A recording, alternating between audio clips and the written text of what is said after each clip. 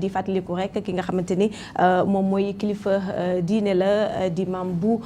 Mamadou Kunta daal di génn àdduna ci kanam tuuti sax dinañ ci waxtaan ak Pa Assane Seck mais en attendant ñu di ko jaale communauté musulmane bi yëpp surtout ñi nga xamante ni ñoom ñooy xaadar yi nekkee foofee ca Ndiassane alors tey nag ci menu bi dinañ am actualité dugg ci suñu xalif boobu dinañu dugg tamit ci li nga xamante ni moom mooy société développement ak Mama Soukane qui a aussi deux invités kenn ki di Moussa Niang keneen ki nag di Ismaïla Sy bëgg nabi ñoom ñaar ñoom ñoo fi teew ñu nar ci waxtaan ci lépp loo xamante ne rek jëm na ci wàllu société ak loo xamante ne rek mu ngi jëm ci wàllu ndox meek yu ni mel li ñuy def nag moom mooy daal di nuyu ñi nga xamante ne tey ñoom ñoo mu jox privilège yu bokk ak man plateau bi tey Mama Sou maa ngi lay nuyu. maa ngi fay du bari Asietu di la jaajëfal di nuyu ñi nga xamante ne ñoom laa bokk plateau bi Pape Assane ak ñaari invité société développement gannaaw ba ma sargalee mbokku téléspectateurs yi nga xamante ne ñoo jàkkaarloo ñun dañu seetaan damay profité ci occasion bi rek Asietu di souhaiter aussi joyeux anniversaire à une consoeur une amie Fatou Kane nekk foofu ci Vox Populi ma grande maa ngi lay souhaiter la totale di lay souhaiter tout le bonheur du monde li nga bëgg yaa ko xam yàlla na ko yàlla defal société développement si kanam dina ñëw ñu daal di xuusani waxaat ci waxu ndox mi rek ak waxtaan ak Ismaïla mi nga xamante ne rajo Dunia bi nga xamante ne bu nekk fee la nekkoon pël yi non pas Diourbel rajo Dunia bi nekk Fatick ba biñ koy tëj foofu la nekkoon donc après dinañ ñëw waxtaan ak moom ci taalif yi nga xamante ni moom la jagleel ki nga xamante ni mooy Seydina Muhammad sallallahu alayhi wa sallam ci gàmmu gi nga xamante ni moom la ñu jóg moom la ñu dëgmal Asietu ci kanam incha allah. macha allah Pa Assane noo def. bismillahi rahmaani rahim nuyu naa la baax maam Asietu lu tax may wax maam Asietu waaw dama maam Asietu kër ga ndeysaan Asietu Diop nuyu naa la baax nuyu suñu papa bi fi toog monsieur Nia nuyu maam Astou équipe technique bi ak monsieur Simi di jaale sunu umma islamique bi ak jullit yëpp sunu maam boobu fi jóge di ñaan yàlla taas ñu ci barkeem te boole ko ak Seydina Muhammad sallallahu alayhi wa sallam ak sunu maam bu Kunta bu mag ba di wax yàlla na yàlla saxal jàmm Sénégal jàmm ju bëre jërëjëf alors suñu bëgg nabi bi Ismaïla Sy ñu ngi lay nuyu maa lay fay soxna di leen ziar di nuyu ñu nekk ci plateau bi di nuyu téléspectateurs yi nga xam ne ñoom ñuy seetaan di nuyu képp kuy julli rek ak képp kuy sopp nabi di leen jaajëfal bu baax ci invitation bi. d'accord alors ñu nuyu suñu beneen invité di Moussa Niang nekk président Mieux Vivre au Sénégal association pour l'amélioration du bien-être des populations monsieur Niang ñu ngi lay nuyu. maa ngi leen di fay soxna si. di leen ziare. di nuyu téléspectateurs yëpp. di nuyu particulièrement sama xarit sama xóllëre sama ami d'enfance Mohamed Kunta. di ko jaale waajuram bi wàññeeku. ba démb rek jot naa ko si téléphone il venait juste de l'aéroport. maa ngi bokk ak moom tiis bi. waxtu bi waroon na ma fekk Ndiassane à ses côtés. mais moo xam ni je suis de tout cœur avec lui. di ko jaale umma Sénégal bi yëpp aussi quoi. waaw jërë ngeen jëf. mu nekk lu am solo alors foofu sax la ñuy daal di tàmbalee Pa Assane Seck ki nga xamante ne moom la ñu ñàkk rek nekk le xalif di xaadr fële ca Ndiassane di maam bu Mamadou Kunta ñuy wax rek ne dafa génn àdduna ba ñu denc ko démb ci guddi alors lan nga mën a wax rek pour un tout petit peu rendre ko hommage suñu xalif boobu. xanaa comme sunu kilifa diine yu bëri ñàkk nañ kilifa diine yu bëri nag ci jamono bi. ci 5 ans yi 6 ans yi. kilifa diine yu bëree bëri xaw na sax yéeme loolu yàlla na fi gëj. amiin yàlla na fi gëj mënuñ si wax nag lu bare ndax sunu maam bi sunu xam-xam sorewul foofu mais ñu wax rek ne Ndiassane koo xam-xam ne famille bu mag la ci këru diine fii ci Sénégal defe naa sunu pape bi mën nañ ci seede wax nañu ne président de la République dana fa dem tey si ngoon jaale ji këru diine yëpp aussi jóg nañu dem foofu gis nañu aussi réaction këru diine yi aussi ni ñu bolowee donc Sénégal benn la ku xewle ñëpp jóg yàlla na yàlla def rek muy yiw ci Sénégal ki ko wutu tam di Bécaye Kounta nekk koo xamante ni yàlla da ko fi bàyyi lu yàgg bokk koo xamante ni nekk koo xam dinañ liggéey ci umma bi loo xam ñëpp dañ ko bàyyi xel yàlla ñu ko yàlla defal ko Sénégal. dëgg la maa ngi dégg démb ci seede yi ñuy wax ne kilifa la goo xamante ne bésu dimanche la ñu wax ne ci la juddu bésu dimanche ci lañ ko daal di tabb en tant que xalif di Ndiaye Dey Khadre bésu dimanche aussi la daal di génn àdduna mu nekk lu symbolique loo xamante ne xëy na ñi nga xamante ne ku nekk ak lu la yàlla defal ku nekk ak li lay comme ni ñu koy faral di wax rek ku nekk nag ak nu yàlla di wane boppam ci yow. effectivement ñu ko koy ñuy jaale ñëpp di ko jaale képp koo xamante ne rek Khadre nga xayaa mi nga xamante ne ci famille bi la bokk sànq maa ngi dégg Jean Pouy di wax rek ne mu ngi foofu et que le président de la République ay booru 15h incha allah dana fa dem ànd ak ñenn membre ci gouvernement bi ngir jaale rek ki nga xamante ne moom mooy maam bu Mamadou Kounta mi nga xamante ne moom moo fi bàyyeeku borom ñaan la bi ñu ko mujjee dégg ci tabaski bi wax yu am solo la wax wax yu am solo peut-être sax ndax maa ngi lay dégg léegi ngay wax ci tuuti un tout petit peu li nga xamante ne moom moo leen lié. doomam oui. Mohamed qui est ici à l'école normale supérieure. oui. On a passé la plupart de notre enfance ensemble à Thiès. góor gi mën naa leen wax ne leen góor bu modeste la woon. macha allah bu effacé. bu doylu bu am baatin. du ma si sori. ndeysaan. mais daal nitu yàlla la. yàlla nag moo xam ay nitam. dëgg la. mais ñun dañ rafet njort ni. nitu yàlla la woon si ñun ñu ko xamee woon ak wax yu ñu doon wax ak yu dënku yu ñu doon dënku. dëgg la. mën naa seede ni. bokk na. si kilifa diine yi lay wax seen taalibe yi mbirum yàlla. du la wax leneen lu dul yàlla. dëgg la dëgg la. dënkaaneem yëpp loolu la. je suis mal placé nag pour sori si daal. mais daal nitu yàlla la woon. dëgg la seede sax du tuuti seede yu am solo la yoo ko seedeel man maa ngi déglu benn dernier discours bi nga xamante ne amoon na ko ci tabaski bi mu nekk discours boo xamante ne lépp rek comme li mu wax la daf ñuy delloo ci yàlla ndaxte dee leen joxe asaka yooyu la ñu doon jàngal en fait ci li nga xamante ne rek moom la fi bàyyi façon kilifa diine yooyu dañ leen te daal di soxla di ko jaale aussi Bachir Kounta moom mi nga xamante ne aussi il est journaliste mais aussi ci famille bi la bokk donc ñu ngi koy jaale umma islamique bi yëpp di ko jaale Sénégal bi yëpp di ko jaale particulièrement ñi nga xamante ne ñoom ñooy xaadri yi alors dañuy daal di avancer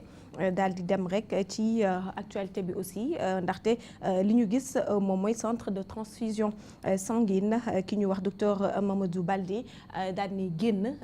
wax ci li nga xamante ne rek mën nañ ne c'est alarmant moom mooy centre boobu nga xamante ne mën nañ ko tuddee banque de sang amatul deret daanaka mu nekk lu alarmant passant c'est que lan nga mën a wax rek ci li nga xamante ne moom moo xew foofu ci centre de transfusion sanguine. Je pense que on en a parlé en 2017. ñu ngi ci 2018 la même problématique se pose dans la mesure où don de sang du damay gis ne Sénégal dañuy woon nit ñi tout le temps maye leen deret maye leen deret il faut ngeen dem maye deret waaw def ko campagne et souvent des campagnes médiatisées où voilà il y a un budget de communication pour Sénégalais yi et au Sénégal on vit de campagne ci lépp et toutes les campagnes daanaka sont vouées presque à l'échec pourquoi parce que day du gis nga lu tegul ci fondement bu dëgër dafay pour mu soxee dafay yomb. tout à fait mooy que s'il faut que chaque année ñu ne campagne. waaw may leen deret parce que deret amul. manqué na et cetera. li koy waral du leen lu dul. on est dans une psychose socio-économique tellement pesante que nit ñi ci seen bopp ñi war a may deret taluñu ko mos naa la ko wax benn jour ñuy reetaan. taluñu ko dañu egg ci benn niveau te tant que ñu ngi koy wax nii. nit ñi dañu yaakaar ne dara la te yàlla xam na ne.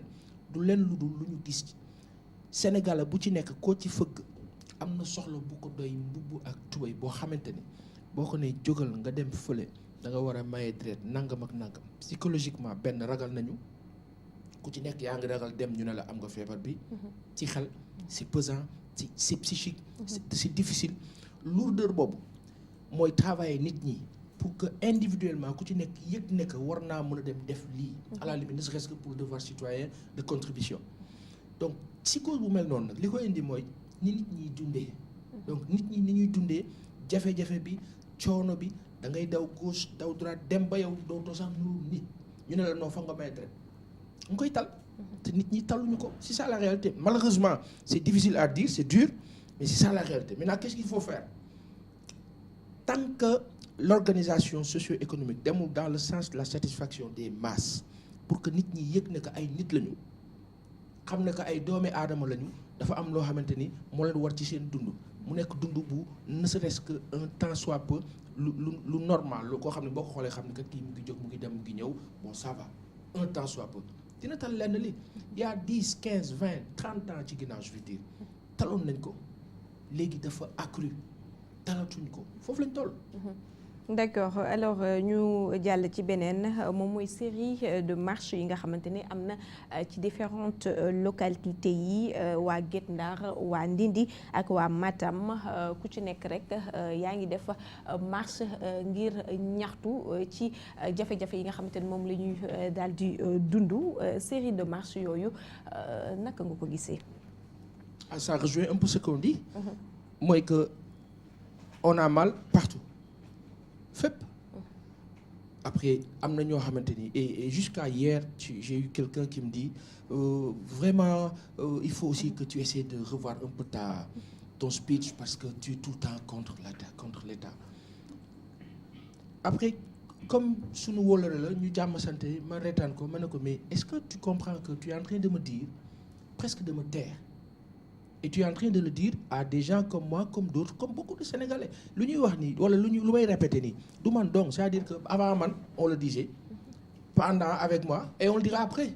tant que la situation est telle mooy que tant que nit ñaa ngi nekk ci même souci yi mooy on parlera régime bu fi ñëw te fexewuloo bala ngay lijjanti j'ai vu nos amis parler de 2035 Sénégal 2035 Sénégal avec confiance ci nous on est en 2018 di ñaan yàlla fekke ak tal on me dira oui l'état c'est demain parce que l'état prévoit waaw état bi bala ngay prévoir xanaa lijjanti urgence bi li nga xamante ni moo xew yow parce que sa urgence tant que sottiwul tant que réglé wul mais doo tal li nga war a prévoir te li nga war a lijjanti tey comme urgence il y a 6 ans wala il y a 7 ans da nga doon wut bopp réew mi yow ak say ñoñ nañu kat il faut que ñu résorber le gap parce que nangam dëkk bi doxul léegi ñu dénk la wóolu la nga toog 6 ans li ñu yaakaaroon defuloo ko yow nag jàpp nga ni def nga ko après yow nga ñëw génneel ñu benn slogan 2035 bëgguñu ko gëmloo dans un sens presque je dirais farfelu nañ ñu baal ci wax bi mooy que tey waa Matam waa Guet Ndar gis nañ leen ci week-end bi mais ak benn virulence boo xamante ni ñu mer lañu muy waa Matam waa Ndindi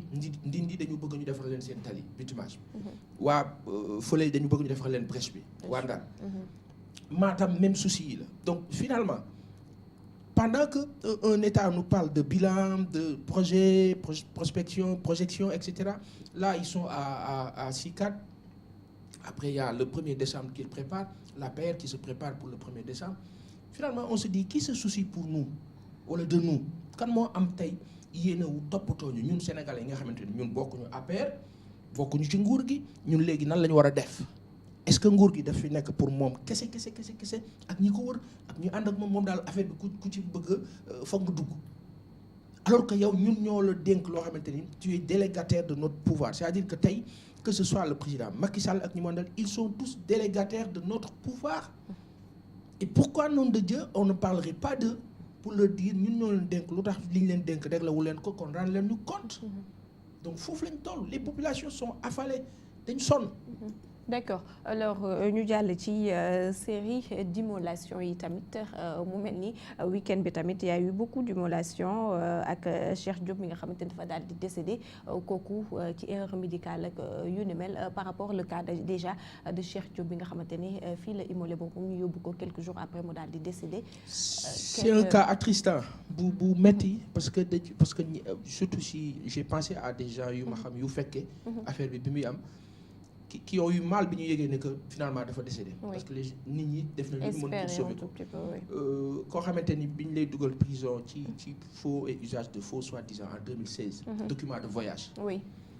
ñu wax ne ancien militaire la def ci am jafe-jafe en 2016 ñu dugal ko prison ba mu fay dugg ñaari loxo la fa duggee. mu génn fa ak benn loxo ci lan benn injection buñ ko def ñu di wax gis naa maître Assane Dioma Ndiaye di ci wax.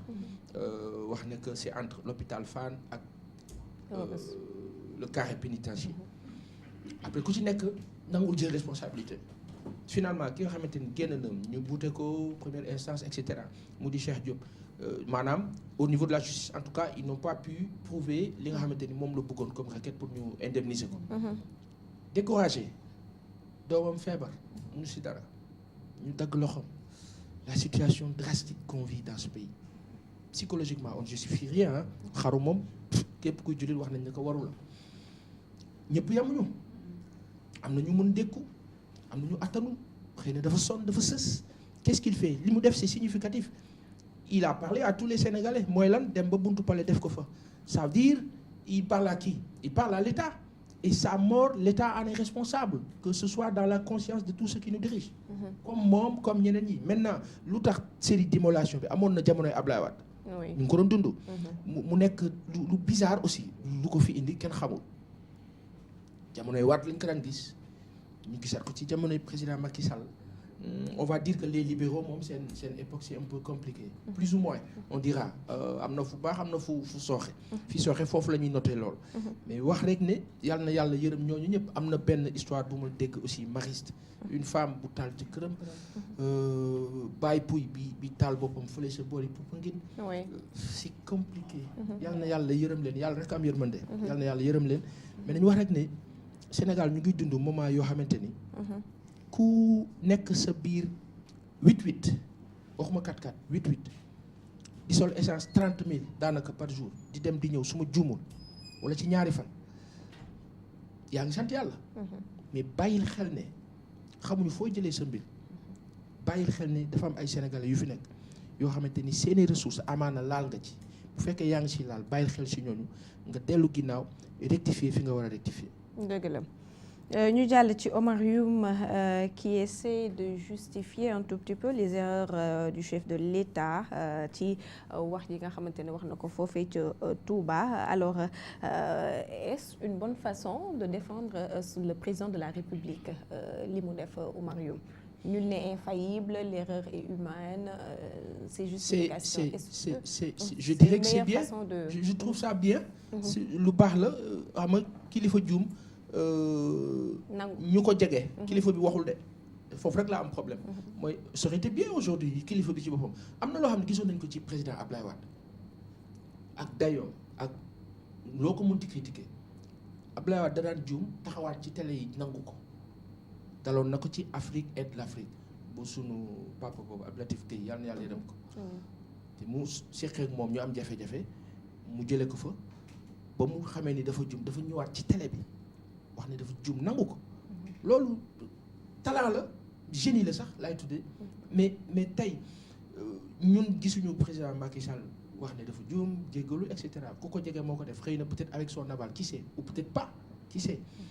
monsieur Youm li mu waroon wax la wax mooy ku juum ñëpp gis ko munoo wax lu dul ne juum na donc nangu na ko tant mieux pour leur cas mais ça aurait été bien en amont juum-juum yooyu di bañ a bare parce que nguur ki nga xamante ni da koo ŋànk jiite askan dañ ko fa teg parce que dañoo am yaakaar ci moom su dëkkee juum nag day nekk yaakaar bu tas. d'accord alors forum sur la sécurité ñuy wax nag ne dina am 600 participants ndax li ñuy waajal rek moom mooy xeex cybercriminalité bi naka nga gisee li nga xamante ni moom la ñuy def ngir rek xeex li lépp luy cybercriminalité. mës nañ fi waxtaan daaw su ma juumul ci mbirum rencontre de sécurité boobu fii au Sénégal ñu gis ne que parmi tous les chefs d'État étrangers kenn rek moo ci nar a teew muy Adama Barrow bu Gambie est-ce que signe la on ne sait pas qui c'est qui supervise cette rencontre ou qui presque régule ou fait partie de la ligne décisionnelle c'est la France. On me dira oui qu'est-ce que je vais aller chercher là-bas j'ai hyper mal personnellement j'ai trop mal c'est-à-dire que aujourd'hui, on nous a mis, et le président Macky Sall, on le désignera en toute responsabilité et en toute assumation de bon sens. dañoo am nguur bu fi nekkoon di nguuru président Ablaye Wade mu fexe woon ba ñu xaw a indépendant un temps soit peu nguur président Macky Sall ñëw jël ñu delloo ñu à l'époque coloniale c'est ça la vérité en toute responsabilité on assumera daf ñu delloo gannaaw à des années-lumière ci loo xamante ni génnoon nañ ci dépassé woon nañ ko demoon nañ ba France jox ñu gëdd tey France respecté tuñu calculé wuñu sax cybercriminalité c'est quoi on en parle on a fait une psychose on a fait un débat on a fait un tollé on a fait un amas de soucis pour les Sénégalais et fu muy aboutir c'est quoi encore les réseaux sociaux c'est-à-dire que dama bokk ci modestement ñi nga xamante ni gëmuñu l'information de première heure bi ñuy jox waaye rencontre sur la cybercriminalité nangam rencontre sommet eau gëmuñu loolu xam la lañu gëm c'est Sénégalais qui meurent au quotidien pour lan par une grande faille presque structurée d'un régime qu'on ne comprend pas on a l'impression qu'on est dirigé par nos ennemis man personnellement j'ai l'impression aujourd'hui en 2011 dañoo bokkoon ci ñi doon wax contre président Abdoulaye Wade di xeex pour mu jóge fi ci biir xeex pour mu jóge fi am na ñoo xamante ni jege nañu président Macky Sall ñu doon bokk ak ñoom xeex bi di leen wax ne que il faut que ñu changer li ñuy wax nii tey ñun ñoom ñu daxoon ñu ko wax je pense à beaucoup de personnes peut-être par respect et égard à leur famille du ma leen citer ñuy ay kilifa ci réew mi nit ñi xam leen nit ñaa ngi leen di citer feneen selon seen def-def mais tey fi ñu toll nii ñu wax ñu cybercriminalité ça va être supervisé ou organisé Adama Barrow mooy ñëw avec la France rien que ça c'est un signal fort que j'appellerais ça de quelque chose de presque pas sérieux autorités yi ñuy seetaan ils diront ce qu'ils veulent elles du moins diront ce qu'ils veulent de nous du loo xamante ni dinañu yëngal pourquoi parce que ay sénégalais lañu nag te duñ ñu jàppee ay jaam ay nit yoo xamante ni daanaka amuñu valeur dañ leen di driver rek selon yóbbu leen fii jàll leen nii et cetera taxaw ci seen bopp kon ci dajal may ko 50 000 te sax bare na régime bi du ñu may xaalis. D'accord mais la ñuy joxe mais dama bëgg a wax rek ne au moment où on parle de tout ce qui se passe dans le net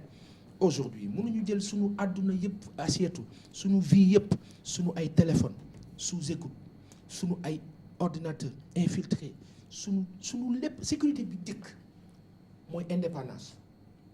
tey jii nii sa sécurité bu fekkee ni nit da koo tënk wër la ndomb téye la ba pare ne la non je te protège contre kii ñëw moom moo la téye moom voilà ce qu'on vit et malheureusement cette histoire-là personnellement j'y crois pas c'est une façon de nous dominer encore. ndax donc waruñu ko rafetlu le fait qu'on ouvre une ouverture d'une école non c'est-à-dire cybersécurité assiette man ak samay limite nag ak samay limite parce que xamuñu dara suñu xam-xam eggul fenn fii wax dëgg yàlla tuuti nañ ci man sañ naa am liberté bu toll nii ne gëwuma loolu xam nga lu tax gëmuma ko parce que dañoo jël sama ndox jox ko ñooñu jël sama téléphone jox ko ñooñu jël sama réseau communication ferroviaire ak lépp jox ko ñooñu jël lépp loo xam mooy tax man ma dund mooy tax sama njaboot dund mooy tax suñu askan dund ñu jox ko kenn koo xamante ni daf mën a dominer ci lépp ñu ne ko ñun léegi nag ñu ne kooku kaay nga gérer ñun suñu mbirum internet parce que ñun suñu mbir dafa xaw a sooxe waaw tollooguñu fenn fi kaay nga jàppale ñu si c'est presque de l'insulte loolu saaga la saaga bi ñuy wax ci réseau yi boobu mooy saaga bi gën a mag benn ci ay saaga ci bradage ressources yi ci leneen ak leneen gëmuma ko et je le dis à tue-tête gëmuma loolu. D'accord boppam la waxel gëmu ko merci beaucoup. merci ci commentaire yi ci actualité bi dañuy avancer dem ci société développement ak Mamassou fan ngay tàmbale. nañ tàmbale ci Ismaïla. waaw d'accord ma bàyyi la Ismaïla. société développement ñu tàmbalee rek ci Ismaïla soppu Nabi loolu la wax def ay recueil de poèmes yoo xamante ni ay taalif la taalif waaw tey moom laaj naa assiette ay taalif la def mooy ay recueil de poèmes yoo xamante ni da koo jagle ki nga xamante ni mooy Seydina Mouhamed sallallahu alayhi wa sallam. ci loolu nag la ñu waroon tàmbalee la ñu waroon tàmbalee fausse lañu affaire yi. ah mais grawul déggal Pape Assane fu fëlaat bon Ismaïla lan moo la inspiré tey jii ba nga def recueil de poèmes yi jagleel ko ki nga xamante ni moo di yonent bi sallallahu alayhi wa sallam. bismillahi rahmaani rahim auzu billahi mina seytaani rajim bismillahi rahmaani rahim li ma inspiré ci tagg yonent bi bon comme jullit bu nekk rek xam nga ñun suñ royuwaay moom mooy yonent bi sallallahu alayhi wa sallam kon képp ku jullit rek yàlla wax na ne maanaam farata la tagg yonent bi sallallahu alayhi wasallam waaw te yonent bi sallallahu alayhi wasallam yàlla rek moo ko xam moo ko mën a tagg ndax moo ko njëkk a tagg wante ñun dañuy góorgóorlu rek ci li nga xam ne moom la ñu yàlla dénk ci xam-xam ci li nga xam ne jot nañ ko def ci taalif waaw moo tax ñu njëktal ko taalif bi ci koor gi aussi yàlla dafa def aussi ñu jël suñu xol ak suñu xel yëpp jox ko nabi sallallahu alayhi wasallam parce que xam nga koor dafa nekk moment boo xam ne nii dañ ciy góorgóorlu pour gën a jege suñu borom yàlla def nag vraiment ñu am lu ñu yëg ci borom bi ci yenent bi sallallahu alayhi wasallam tax ñu bind loo xam ne ni sax maanaam suñu kàttan sax xam nañ ne mënuñ ko wante ndimbalu yàlla rek la rek waaw moo tax daal ñu bëgg ko dégtal jaam yi ak képp koo xam ne rek jullit nga. recueil bi toll si ñaata taalif la toll. waaw taalif yi mat na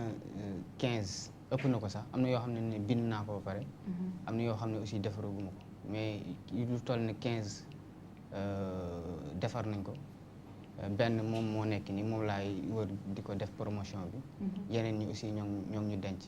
da nga ko def sous forme de livre wala da nga ko def ci ay documents yoo xamante ni da nga koy jagleel askan wi. wala wala yow nan la liggéey bi di demee. waaw dañ koy génn dañ ko bëgg a génne def ko benn mool ko def ko téere boo xam ne ni liñ ci tagg lépp dañ ko ciy def wante ci gàmmu gi lañ ko bëgg a def. wante en attendant moo tax ñu indi benn ci recueil ci recueil de poème yi dictal ko jaam yi pour ñu xaw ko dégg ndaxte poème la boo xam ne bii nii day rassembler umma islamique bi en même temps day inciter ñi nga xam ne ñooy jullit yi ñu gën a gëstu Seydina Muhammad sallallahu alayhi wasallam gën ko roy parce que jamono yi gis nañ ne am nañ problème ndaxte nit ñi yërmande bi wàññeeku na te li taxaw ñu wàcc Seydina Muhammad mooy ci jaam yi mooy mu indi jikko yi rafet yi nga xam ne parce que bàyyi ma ak nit fu ñu wutee rek mooy ci jikko te Seydina Muhammad sallallahu alayhi wasallam yàlla da ko tagg ci jikko kon jikko moo tax ñu wàcce ko jikko yooyu nag lañ bëgg a feeñal tuuti inciter aussi jullit yi ñu gën ci góorgóorlu pour ñu gën a yërëmante jàppalante parce que jullit islam mooy diine bi nga xam ne wax dëgg yàlla buñ ko defee ni ñu ko war a defee kenn du sonn kenn du xiif kenn du rafle parce que nee nañ la boo amee li nga am mu ëpp nga génne asaka nee nañ la aussi maanaam am na nu ñu ko doxalee daal ba nga xam ne buñ ko defee ni ñu ko war a defee kenn du sonn te yërmande bi dana ëpp parce que doomi aadama yàlla daf ko bëgg lépp lu mu sàkk doomi aadama li ci moom moo ko gënal kon yàlla defal nañu lépp léegi ñun nag ñoo ci des mooy li nga xam ne moom la ñu digal ñu def ko pour mën nañu dund ku nekk dund ci jàmm ku nekk dund ci tawféex loolu daal moo waral inspiration bi ak tout ça quoi. d'accord taalif bi nga xamante ni moom nga tiim mooy moom ngay defee promotion bi ndax mën nga ñu ci may tuuti ñu xool. waaw mën naa leen ci may tuuti waaw. auzu billaahi mina seytaani rajim bismillaahi rahmaani rahim alhamdulillah sant yàlla bu baax a baax di julli ci yonent bi sallallahu alayhi wa sallam di tàmbali ci barke yonent yi ko jiitu ci barke yonent yàlla Suleymaan di tàmbali ci barke yonent yàlla Ibrahima xalilullah di tàmbali ci barke yonent yàlla Moussa kalimullah di tàmbali ci barke Noé di tàmbali ci barke yonent yàlla Insa ruhullah yaa jararoy yaa mat waay yaa jaraway nabi yaa ñu doy nabi yaa jararoy yaa rafetal jikko ne tool buñ bay yaa rafetal jikko ne suuf suñu lay kenn du gis pom di fori new dara du weex ba gën a weex meew yàlla moo la tànn teg la sunu kanam sa mbaax duñ ko dajal lu ñu raam-raam fokk ñu xam lu ñu yàlla defal xam li ñu am jéem a xam ni nabi daan doxalee ci dundam buñ bëggee am ndam ku nekk àndam nabi mooy dëggi xam-xam nataalu ramadan doomi mbër jàngal boo bëggee daan ku ñuy bëreel mooy seytaan nabi duñu seetaan mu ñuy reetaan bëri na kàttan Moustapha rek moo ñu def kéemtaan boo ñëwul woon mu ñaaw mbaax dafa xotteeku woon yaa ko ñaaw fu ñu la gisee xeeb seen taar nabi yaa mat te rafet kaar sa sunna moo ñu aar ci seytaane ba duñu kar jaamu yàlla moo ñu war ak topp la kon nañu la dar li ko jar moo ko jar yaa rasulullaay rek moo ko jar nañ jàngale say jaar-jaar jàng ko ba ne ar ne ndongo buy tari ay saar ne kuy julli kuy dawal guddi soxlawee ay faar baal nañ la sa mbooloo mi bàkkaar nabi terewul ngay julli di naafile ba fajar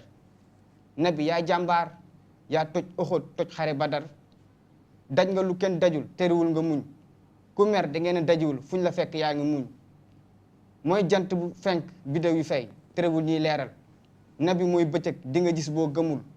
mooy ki ñëpp ndogul ba si ñi ko gëmul yow mi ko bëgg songul ndax amul ku naw yi gënul li na fàng kenn du ko jeex ku lekk ba suur yoon la nga géex ku roy nabi noo def da ngay baax ku la bañ xolam du jug ci baax munul fexe ba baax ndax yaay borom baax yaay ku baax yaa ko baaxee si sa mbaax ndax yaa romb baax bëri nañu soppi nabi néew nañu toppi nabi du fi mës a jóge nañ ko feeñal si ni ñu dundee ñu koy teewlu fu ne di ko wane ci lu ne suñuy jëfin suñuy doxalin ku bëgg ni laal diwlin sa jikko yi lañ umpale sa tur yi lañ miin yonent yàlla Ismaïla mooy sa maam doomi yonent yàlla Ibrahima leer gi wàcc si Xurees si Xaasim ba ci Abdou Matalib Abdallah moo jur nabi Amina mooy yaayam ne laa da Allah waane ma ala wa innakal ala kulli azimi Muhammad al amin sang ba ci Medine laa bëgg a jiin lu baax ci man yow laa koy jiin yaa fi gën diine yaay kot pin sama sokkiliñ ci sama tilim doy jàpp du tiim dool màkk ñëpp la tiim say jëf kenn mënu koo mim kenn mënu koo lim teg ñu si siraatal mustaqim yaay taw te dañoo xiin jàngal ñu yar ak teggin yow yaay waaja kuñ ko wax keneen dañ la koy jiiñ xam nabi jar na dem ba Chine nabi mooy bopp bi ñu ay sikkim gestu ñu nabi foo jëm yóbbaal ñu yaay ki yàlla faale ku dem fa ngay jaare doo tooñ di baale nabi laay roy si moom laay nabi loo roy si moom mu doy génn si mooy si moom laa ngoy dama koo bëgg bay jooy ku ànd ak moom sa taal dina boy sa tool du ma sa booy nabi laay roy moo ma doy ku lay roy ëllëg du sooy kenn du am lay say jëf fay na daay war na kii ray amul kii raay dëgg moo ñu ñor bokkuñoo kii raay yàlla nañu yàlla ubbi si nabi ne fermeture bu raay lu neex lay gilli moo raw moo dàq cuuraay jàngale nga ba mu doy bu doon taw mën nañ ne fépp a tooy yaa fi toj ba fépp nooy ku ne xew nga xewi bés ba léegi nabi mooy fës musuñu ko teg bët waaye moom la ñuy béggee ba ile ëbët say noonu laa xamul nu ñu la bañee kuy macc lem jaaxal la bu gañee nabi moo fi gën nañ ko ràññee ku ànd ak moom noo def gañe ku la gëm du biddanti bay naajee li may ñaan mooy ëllëg alaxira ñu daje sa keppaar lañ bëgg añee ku lay roy rek laa ñee rawatina saxaabi yi joxe seen alal seen deret seen bakkan Abu Xaadir as-Sadiq Omar ibn al-Khattab Ousmane Ben Affan Ali ibn Abi Talib Tala ibn Ubaydullah Zubair ibn al-Awwam Abdarrahman ibn Awf Sayd ibn Abi Wakas Abu Ubayda ibn al-Jara Sayd ibn Zayd Khalid ibn Walid Jafar ibn Hamza Bilal ak ñi daan àndal ñii ñoom mat njiit daan xeex seen deret di siit imam Abu Hanifa imam Malik ibn Anas imam Shafi ak imam Ahmad ibn Anbal munuñ leen bañ a tudd ñii ñoo tax ñu am fu ñu sukkandiku si ndigalu yàlla ak yonente bi tax ñu sàkk nit nekkal chiit nekkal sunnit yàlla ñu boole def ñu ay jullit ginnaaw bu ñu defee nit ay ibaadu rahmaan lañ bëgg a doon kon ñun ak ibaadu yi ñoo bokk borom dañoo xàll ay yoon ngir musal ñu si yoon yu bon muy liggéey suñu mag ñu baax ñi ñoo yaatal diina si jaam yi Cheikh Ahmed Tidiane Chérif Cheikh Abdul Xaadir Jeylaani Omar Fitiyu Taal l'islam bi yaa ko fi taal ba mu jafee yaa ko tal yaa ko xeexal joxoñ ñu El Hadji Malick si laata muy gane si suuf si Maodo moo xam ne bi balaa nga koy xam nga dem Tiwaawan gàmmu si tarixa yëpp samay kër lañ ba looy wax ba génn bi si da nga dugal sa bopp ba da ngeen a génn nga si fii dañ fi gane si nañu xam li ñu fi indi ca nekk si Sénégal diini musu fee sooxee ndax liggéeyu ñoom Ibou Sakho seen keppaar la ñuy defaroo bu ñu yàqoo aar ko suuxat ko nañ ko saxoo booloo ñàkk ko teg ci sunu bakkan ne dafa yàqoo ñaan mu sax ba seytaane du ñu rax du ñu nax ñëpp lañ ciy ñaax nañ roy ci xaadim rasul ni mu royee Muhammadu Rasul Serigne Touba jaaxal na tubaab ba jaaxal na ki ko doon dalal ba ku topp Ahmadou Bamba lu baaxul di nga ko ba boo bëggee martaba boo julee suba del durus xasida di nga ko am su boobaa jaraw lakk Cheikh Ibra Fall moo ñu ko woon ba ñu tuddee ko Lamp Fall laa ilaha illallah moo laajte firi ba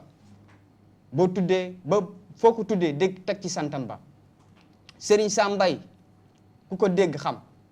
ne am nay may Baye Niass yéem na ma ci kurus yu muy nas Baye Niass moo leen maas ba ñu yëg moo leen ñaas ba foo leen séen ne ñaseen bu ñëpp doon wuyoo laay ma jàpp dine ma laay jàmm laay wër fekk ma jàmm laay moo toxal géej gi dëkk du ay lay ba tey ñu dëkk si noflaay dañuy dem Nimzaat ziyaara Cheikh Saad bu Aydara mat ngeen ay daara yéen sëtu Moustapha Alioune Aydara Karara ak Fatima Zahra yaa Assane yaa Abbas yaa Ousseynou ak ñu des Karbala fuñ jaar sopp leen yéen waa kër yoneen sëtu gaynde lay doon seen maam mooy mbaax moom ngeen doon ñëwal daaru Cheikh Moussa Cissé boo bëggee sàmm soru farlu xam jaamu yàlla nu mu diisee axiru zaman ndax dee nu mu tiisee aaru ci axiru zaman xam ne dee nu mu tiisee ak léegi nuñ ko miisee mu mel ne amuñu xel bu ñu niitee alxuraan jàngi yàgg naa riir lu ëpp téeméeri at daaray pir jaaraama xaali Amar Fall ak tafsir Abdou Birane Cissé téere bi ñoo ko yiir Sénégal ba génne si ñi ko njëkk a liir bu ñu leen di fàttee tey bu ñuy tari ndax du taw mukk te amul niir ku dem Njaasaan dégg axlan wa saxlan Cheikh bu Kunta Njaasaan ñoo ngi lay dagaan nga dolli ñu ñaan Ahmadou Amari Ndaak Sekk Ceneba Mbaba Jaxu Ba mag ñi ku leen tudd am tiyaaba bokk nañ ci ñu tax jàmm am Sénégal ku bëgg jàmm di nga leen fi baax ñoo ngi ñaanal xalif général awliya yi arif billaay ñu ginne ñu ba duñu réer sàmm puso bu ñu mujjee ba du réer adiyee seydina muhammad rasulullah allahumma salli ala muhammadin wa sallim allahumma salli ala muhammadin wa sallim écriture bi ñaata temps la jëlal bind bi ñaata temps la jëlal waaw bind bi ci koor gi laa commencé ci koor gi nga commencé waaw koor gi ñu passé nii kañ nga pare waaw mën nañ ne xaw na yàggu tuuti sax parce que dañu li tax génnagul sax xam nga amuñ moyens yi pour génn ko mais pare na bu yàgg te et puis bon bind bi aussi dafa xawoon jafe ndaxte xam nga fa nga dem si cyber yi fay pour ñu tirer lu ko nga fay pour taper aussi loolu lépp mais kii bi xel ba ak xol bi yëpp daal moo ngi ci yonent bi sallallahu alayhi wasallam mais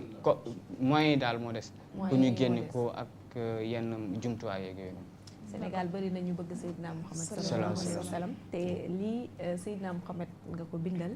gëm naa ni dina am ay personnes de bonne volonté yoo xamante ne dinañ ci mën a jàpp ba affaire bi daal di ba poème bi nga xamante ne moom nga ko bind daal di taxaw man de maa ngi leen di woo ndax yeneen ci bi moom da ko war a def audio sax waaw enregistré pourquoi pas nga koy def ko audio dégg sax pourquoi pas ci wax ci dégg dafa neex effectivement ndaxte bàyyiwoo fenn dugg nga fu ne dugg nga ci yonent bi dugg nga ci kër diine yi wàcc nga tamit nga tëj ko tëj bu rafet mu nekk lu neex maa ngi woo ñëpp pour que ñu jàppale ko oui voilà nee na nga joxe say contact pour ku képp koo xamante ne bëgg na la ci jàppale rek waaw ku ma si bëgg jàppale rek mën nga ñu woo ci 77 923 68 87 77 923 68 87 87 d'accord ñu ngi lay remercier bu baax a baax waaw jërë ngeen jëf ndaxte tooyal nga suñu xol ci yonent bi ñu bàyyi la Mama Sow nga poursuivre xam naa ni ñu ñëw rek ci ki nga xamante ni moo di monsieur Niang parce que gis nañ ni fan yi génnuñu sax problème mu ndox bi SDE siège lépp mi ngi ci mauvaise qualité ndox bi tey ñu jël li nga xamante ni moo di SDE daal di koy jox li nga xamante ni moo di siège mais au préalable am na ay difficultés yoo xamante ni population bi mi ngi ko doon dund tey ji monsieur Niang loolu la bëgg a waxtaanee laata ñuy lancer appel d'offre yooyu mu ñëwaat ci jafe-jafe yi nga xamante ni moom la SDE teg li nga xamante ni moo di sénégalais yi te ñu lancé te appel d'offre bi ñu def ko lancé ko ba siège jël ko. Bon, enfin, à ce qu'il paraît, c'est pas encore définitif. c'est pas définitif recours yi. waaw dernier à ce recours qu'il paraît. ARMP. Voilà donc ñun depuis le 26 mai 2016 interpellé nañu woon aussi bien la SDE que la SONES fekk ñu doon wax qualité ndox ñu ne leen qualité ndox bi c'est bien parce que on a les normes yi définir la potabilité de l'eau selon l'OMS ils sont là mais préalable bi mooy accès bala ngay wax ndox mu cher nga jot si. Il n'est pas donné à n'importe quel Sénégalais d'accéder à l'eau. La preuve tuyau bi bu jaaree sa buntu kër pour que ñu dugal ko sa biir kër rek foog nga fay plus de 100 000. Des devis exorbitants. Alors que le matériel bi ñu utilisé ñu ngi koy jaay ci quincaillerie yi. Pour vous donner un exemple dañ jëloon benn branchement pour defoon demande ñu estimé ko à 127 000. fi mu doon def tuyau bi ci biir këram était à 7 mètres ak conduite SDE bi 4 mètres digganteem ak puis 3 mètres ci biir këram ñu facturé ko 127 000. Quand on a fait une simulation ñu dem ci quincaillerie bi le même type d'enjeu bi SDE di utiliser muy enjeu 19-25 je dis bien enjeu 19-25 le mètre était à 450 francs dans le commerce. Col de cygne bi mooy tube galva bi ñuy centré mu am le col de cygne si ñuy def robinet bi 3 mètres lañ siy jënd ñu estimé woon ko à 1500 mètres à 1500 francs. Le robinet 2500. li si xawoon a cher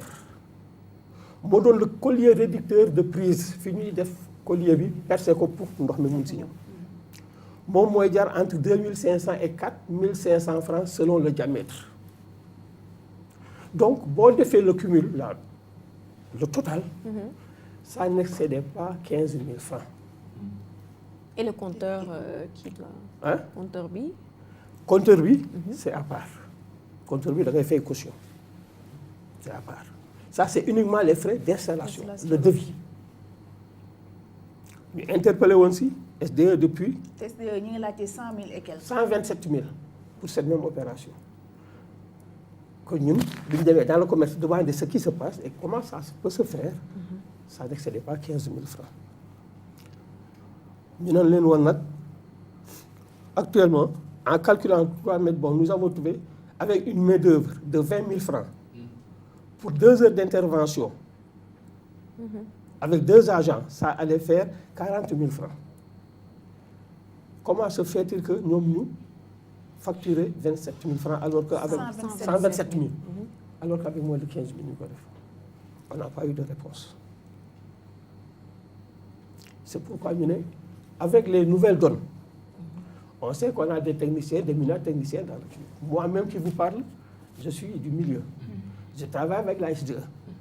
et je parle sous le contrôle de votre télévision. Je peux citer des noms. La dernière fois quand la Sénélec a grillé les débitmètres des mamelles maa ngi woon chantier Richard Toll man dañu oo maa ñëw defar si ko télésignalisation bu Thiaroye man la ko Sadou sous-traité woon je travaille avec la nuit. D'accord dinañu daal di àggale parce que lu muy wax nii lu am solo la pour sénégalais yi mais surtout sax au moment où on parle de contrat de fermage ci wàllu SDE ak Suez ak waa Veolia.